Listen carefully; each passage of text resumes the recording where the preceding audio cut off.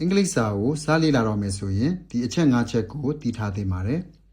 နံပါတ်1အချက်ကတော့ရည်မှန်းချက်တည်တည်လေးတွေသတ်မှတ်ပါကိုက fluent ဖြစ်ရမယ်ဆိုတဲ့ရည်မှန်းချက်တစ်ခုပဲမကြည့်ပါနဲ့ဥပမာဒီနေ့မှာစကားလုံးအသစ်၅လုံးလေ့လာမယ်ဒီတစ်ပတ်မှာနောက်နဲ့ပတ်သက်တဲ့အရာတွေကိုနားလည်အောင်လုပ်မယ်တရက်ကိုအင်္ဂလိပ်လို9မိနစ်လောက်စကားပြောလေ့ကျင့်မယ်ဆိုပြီးတော့မှပန်းတိုင်လေးတွေချမှတ်ပြီးတော့ပြီးမြောက်အောင်လုပ်ပါဒီလိုလုပ်တာကကိုအင်္ဂလိပ်စာလေ့လာတဲ့နေရာမှာစိတ်အားထက်သန်စေမှာဖြစ်ပါတယ်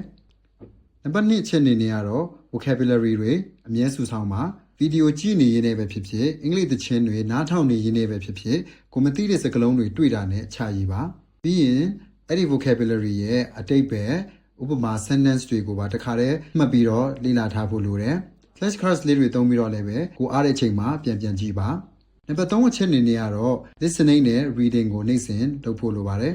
ဒါကကျွန်တော်တို့ရဲ့အုံနောက်ကိုအင်္ဂလိပ်လိုတွေးတတ်ဖို့လေ့ကျင့်ပေးပါတယ် listening အတွက်ကတော့အင်္ဂလိပ်သချင်းတွေ podcast တွေဒါမှမဟုတ် beginner level အတွက်ရည်ရွယ်ထားတဲ့သတင်းဗီဒီယိုတွေကိုတက်တလောက်မှတ်တလောက်နားထောင်ပါ reading အနေနဲ့ဆိုလို့ရှိရင်ကိုယ့်ရဲ့ level နဲ့ကိုက်ညီတဲ့ပုံပြင်တွေသို့မဟုတ်ကလေးပုံပြင်တွေကနေပြီးတော့မှကိုစိတ်ဝင်စားတဲ့အကြောင်းအရာတွေကိုရွေးချယ်ပြီးတော့ဖတ်လို့ရပါတယ်